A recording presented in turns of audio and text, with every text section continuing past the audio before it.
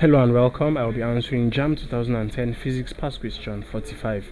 In a discharge tube, most of the gas is pumped out so that electricity is conducted at A. Steady voltage, B. Low pressure, C. High pressure, D. Low voltage.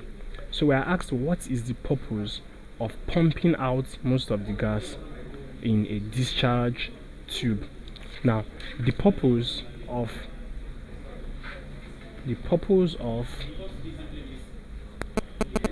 pumping out most of the gas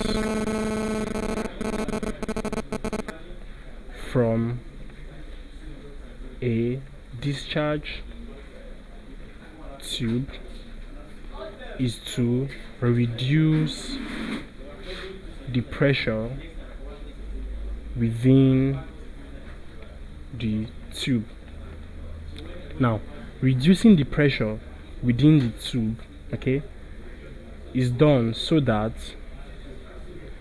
the electricity can be conducted at low pressure. So most of the gas is pumped out so as to decrease the pressure within the tube. So within the tube you will now have a lower pressure in the tube. Now this is done so that electricity can therefore be conducted at the low pressure. So option B is low pressure, which is the correct answer to this question.